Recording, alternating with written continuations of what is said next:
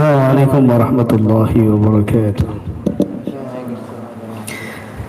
Alhamdulillah rabbil alamin wa bihi nasta'in ala umuri dunya din. Wassalatu wassalamu ala asrafil anbiya'i wal mursalin sayyidina wa maulana Muhammadin wa ala alihi wa sahbihi ajma'in. Wa la hawla wa la quwwata illa billahil aliyyil azim. Qala al-musannif rahimahullah wa nafa'ana bihi وبعلمه في الدارين آمين يا رب.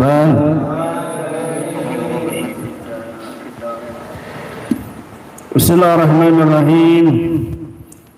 فائدة جليلة حسنة مجربة صحيحة. Faedah yang agung, yang baik, yang mujarrab, manjur, sahihatun, yang benar, terbukti, ya, faedah yang agung, yang baik, yang manjur, terbukti. Ada satu faedah penting ini, mungkin nggak pernah dengar faedahnya ini. Faedahnya luar biasa. Dan ini ada sedikit keunikan atau keajaiban atau keanehan. Ya, ini betul-betul mujarrab kata sahibul kitab Nurul Futuhat Al-Arsyiyah. Ya. Karya Habib Abu Bakar Attas bin Abdul bin Alwi Al-Habashi. Yaitu wahya annaka, sesungguhnya kamu, idza aradta, jika hendak, fi'la syai'in, melakukan sesuatu, tastakhirullah fihi, yang kamu di situ bingung dan kamu beristikharah kepada Allah. Ada satu perkara, ingin melakukan sesuatu, ingin bertindak, tapi kamu bingung. Istikharah itu untuk yang bingung, bimbang. Itu namanya istikharah. Kalau nggak bimbang, yakin, ya jangan istikharah. Jangan istikharah. Saya ada dua pilihan kiai, Fitri sama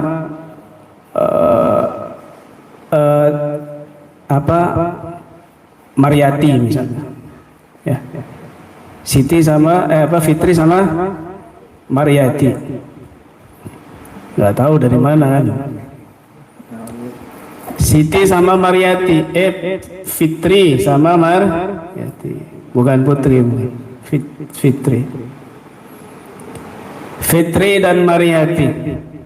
Saya bingung kiai, mau pilih Fitri apa Mariyati? Si Mariyati janda, si Fitri single parent gitu. Kalau sama aja. Si Fitri, si Mariyati janda, si Fitri ini gadis. Saya bingung kiai. Tapi saya cinta sama Mariyati. Kalau sama Fitri cuma kagum aja. Terus saya gimana kiai? Ya kamu jangan istikharah, kamu cinta yakin sama Mariyati si janda kok kamu pakai istikharah. Nanti kalau kau istikharah, Allah kasih gambarannya di situ lebih ke Fitri, kamu tetap milih Mariyati, kamu su'ul adab sama Allah. Begitu. Dikasih pilihan sama Allah, tapi kamu malah milih si janda Mariyati. Ya, begitu. Ini namanya su'ul adab. Pernah itu terjadi. Datang ke Habib Mundir bin Fuad Al-Musawwah rahimahullah rahmatul abrar. Ketika itu dia nanya sama beliau, sama Habib Mundir, Habib, saya ada pilihan begini. Katanya begini, tapi kau cinta yang mana? Sama si A. Tapi saya juga cinta sama B. Tapi saya maunya sama A. Saya cinta. Saya yang B cuma sayang aja, yang A cinta. Kan begitu. Saya maunya sama A. Kalau kamu sudah yakin sama A, bismillah, katanya Habib Mundir. Tapi dia tetap istikharah dan Allah minikan yang B. Tapi dia tetap nikah sama si A. Apa yang terjadi? Dibawalah anaknya, lahir itu anaknya ternyata harus cuci darah setiap minggu. Per setiap minggu anaknya harus cuci darah. Kenapa? Allah sudah pilihkan, tapi kamu malah milih pilihan kamu, bukan pilihan Allah. Itu namanya su'ul Lah kalau kamu yakin nggak usah istikharah. Istikharah itu buat yang bingung. Begitu. Saya rapi apa ora ya? Enakan rapi apa ora ya?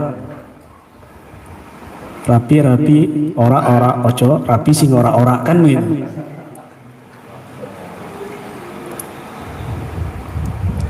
Nah, kalau kamu misalnya ada kebingungan, kebimbangan antara dua pilihan mau yang mana, maka nih lakukan ini. Ini keunikan yang luar biasa, tapi ini dikatakan mujarrabah sahihah. Ya, manjur dan sahih. Betul-betul terbukti itu loh. Sahih dalam istilah amalan yang amalan-amalan sahihah itu dianggap terbukti itu. Fatawadda waqra'il Fatihah li ruhi Sayyidina Jirjis. Maka kamu ambil wudu dan baca Fatihah, kirim Fatihah kepada ruh Nabi Jirjis. Nabi Jirjis alaihi salam. Wa shalli ala nabiyina Muhammadin SAW. Kemudian kamu bersalawat kepada Nabi Muhammad SAW. Summa istakbalil qiblah bi khuduri qalbin. Dan kemudian kamu menghadap kiblat dengan kehadiran hati, ya, khusyuk maksudnya. Wa sholli rakaatain, dan kamu salat 2 rakaat, taqra'u fihi al-Fatihah wa ayatul kursi. Di setiap rakaatnya kamu baca Fatihah dan ayat kursi. Jadi 2 rakaat istikharah, tapi kamu baca sebelumnya kamu Fatihah ke Nabi Jirjis dan salawat kepada Nabi Muhammad SAW mungkin 3 kali, salawat apa aja. Baru setelah itu salat 2 rakaat istikharah.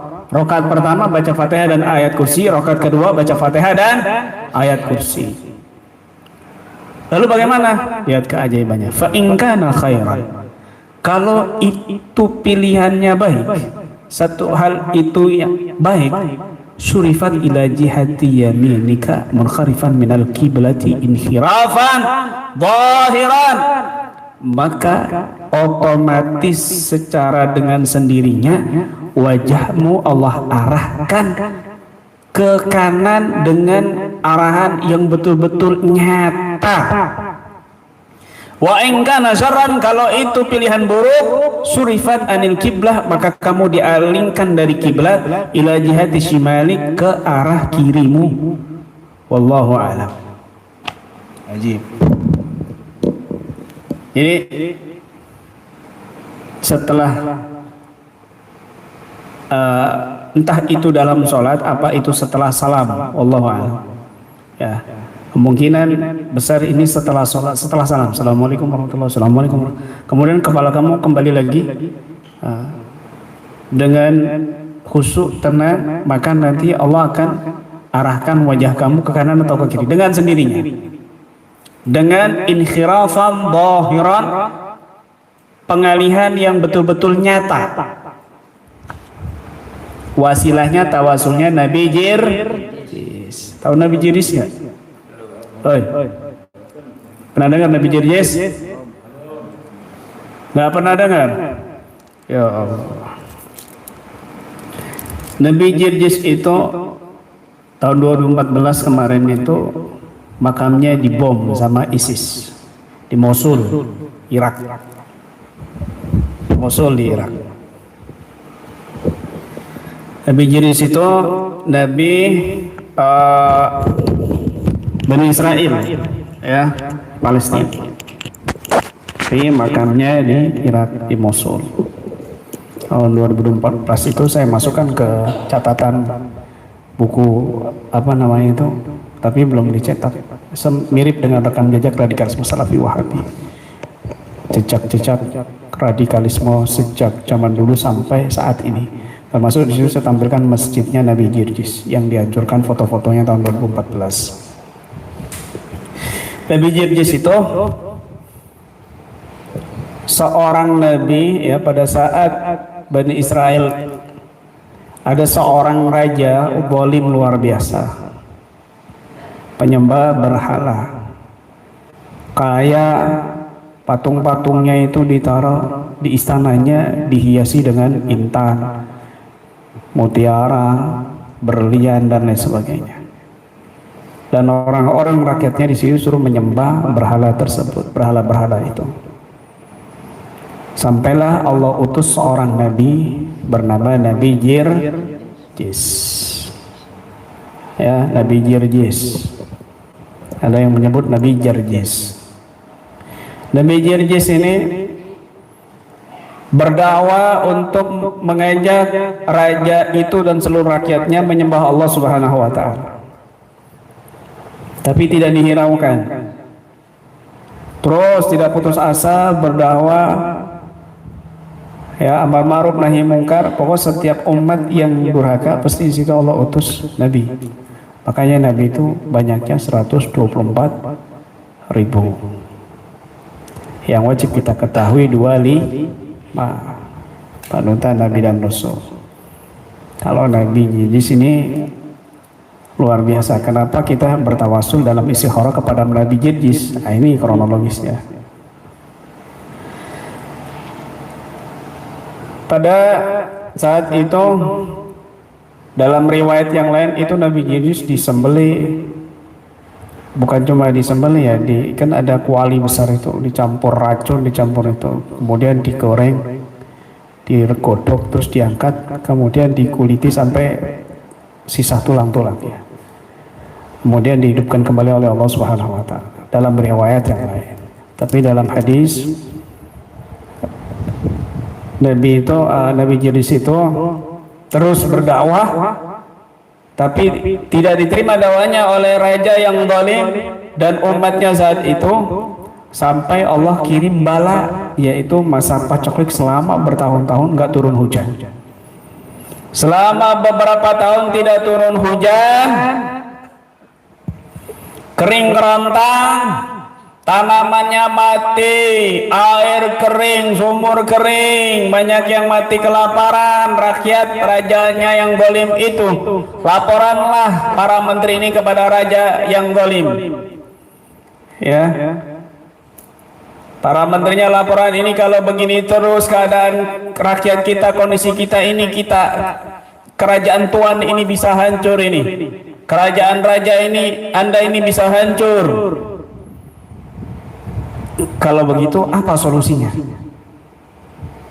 Tidak ada lain, kita datang ke Nabi Jirjis yang sering mendakwai kita. Kalau dia ajakannya benar, maka dia akan minta kepada Tuhannya untuk turunkan hujan, dan akan turun hujan kalau memang ajakannya benar. Tapi kalau nggak benar, kita bunuh saja wahai raja. Akhirnya subhanallah datang pada Nabi Jirjis, bikin surat